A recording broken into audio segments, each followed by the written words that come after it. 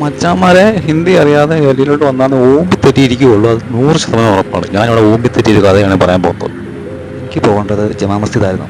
പക്ഷേ എനിക്ക് വഴി അറിയത്തില്ല, എങ്ങനെ പോകണമെന്നും അറിയത്തില്ല. പക്ഷേ നമുക്ക് എളുപ്പത്തിൽ പോകുന്ന മെട്രോ അടുത്തതിനുണ്ടായിട്ട് പോലും ഈ ഓട്ടോക്കാർ എനിക്കിട്ട് തന്ന പണി എന്താണെന്ന് വെച്ച് കഴിഞ്ഞാൽ, റെയിൽവേ സ്റ്റേഷൻ അടുത്ത് മെട്രോ ഉണ്ടെന്നുള്ള കാര്യം എനിക്കറിയത്തില്ല. അവന്മാരോട് ഞാൻ പറഞ്ഞു 200 രൂപ. എൻ്റെ ഫ്രണ്ട് പറഞ്ഞു 200 രൂപ ആവുള്ളൂ, അവിടെ വരെ ആവുള്ളൂ എന്ന് പറഞ്ഞു. അപ്പോൾ ഞാൻ എന്ത് ചെയ്ത് 200 രൂപ അവരോട് പറഞ്ഞു. അപ്പോൾ അവർ പറഞ്ഞു ഓക്കെ കയറിക്കോളം പറഞ്ഞു. കയറിക്കോളം പറഞ്ഞിട്ട് ഇവർ എന്നെ ഓട്ടോയിൽ ഒരു വേറൊരു മെട്രോ സ്റ്റേഷനിൽ എത്തിക്കുക.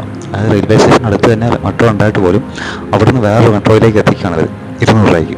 നോക്കണം, അന്നേരമാണ് എനിക്ക് മനസ്സിലാവുന്നത് ഇവന്മാർ തന്നെ പറ്റിച്ചാണല്ലോ. ഞാൻ ഒന്നും മിണ്ടാതെ ഓട്ടോയിൽ നിന്ന് ഇറങ്ങിയിട്ട് പൈസ കൊടുത്ത് അവളുടെ അച്ഛനും അമ്മയ്ക്കും മുത്തിയുടെ മുത്തശ്ശിക്കും എല്ലാവരും വിളിച്ചിട്ട് ഞാൻ അവിടെ നിന്ന് ഇറങ്ങി വന്നു. എന്തോ ചെയ്യാനാ.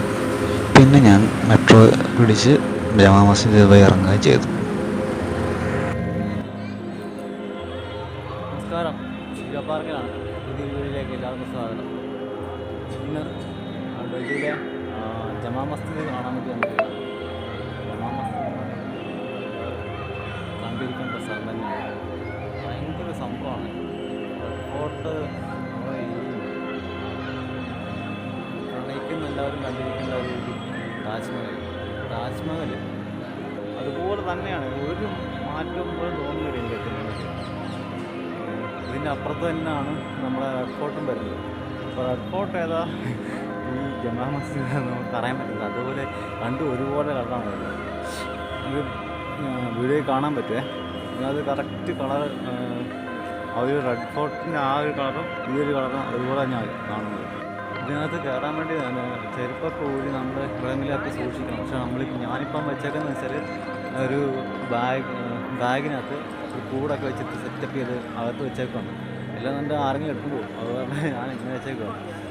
ഭയങ്കര തണുപ്പാണ്. 13 ഡിഗ്രിയാണ് ടെമ്പറേച്ചർ. ഇന്നലെയൊക്കെ 9, ചില സമയങ്ങളിലൊക്കെ ഡൽഹിയിൽ 5 ഡിഗ്രി 2 ഡിഗ്രി അങ്ങനെയൊക്കെ കുറഞ്ഞു വന്നിട്ടുണ്ടായിരുന്നു. നോക്കാം. മച്ചന്മാരെ നമ്മൾക്ക് വീഡിയോ ചെയ്യാൻ വേണ്ടി ചെയ്തതല്ല, പക്ഷേ IRL നമ്മുടെ ലക്ഷ്യം. IRL ചെയ്തപ്പോഴത്തേക്ക് അതിനകത്ത് ആരും ഓഡിയൻസ് ആരും ഇല്ലായിരുന്നു. അതുകൊണ്ട് തന്നെ നമ്മൾ വീഡിയോയിലേക്ക് ചുമ്മാ ജസ്റ്റ് ഒന്ന് സ്വിച്ച് ചെയ്തേ ഉള്ളൂ. പിന്നെ ഇതിൻ്റെ ലൈവ് ചെയ്ത വീഡിയോ എന്താണെന്ന് വെച്ചാൽ നമ്മൾ ഇത് പിൻ ചെയ്തേക്കാം ഇതിനകത്ത്. അപ്പോൾ നമ്മളതിൽ കയറി കണ്ടാൽ മതി.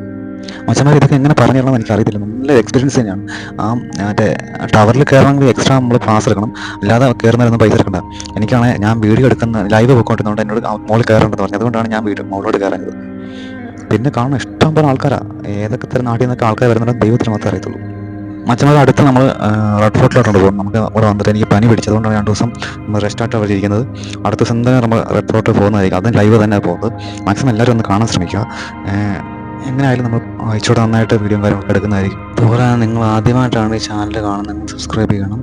തൊട്ടടുത്ത് കാണുന്ന ബെൽ ബട്ടൺ അമർത്തണം. അപ്പം ഞങ്ങളിടുന്ന എല്ലാ വീഡിയോസും ഞങ്ങൾക്ക് നോട്ടിഫിക്കേഷൻ വരുന്നതായിരിക്കും. ലൈവ് കയറാൻ മറക്കല്ലേ മച്ചന്മാരെ.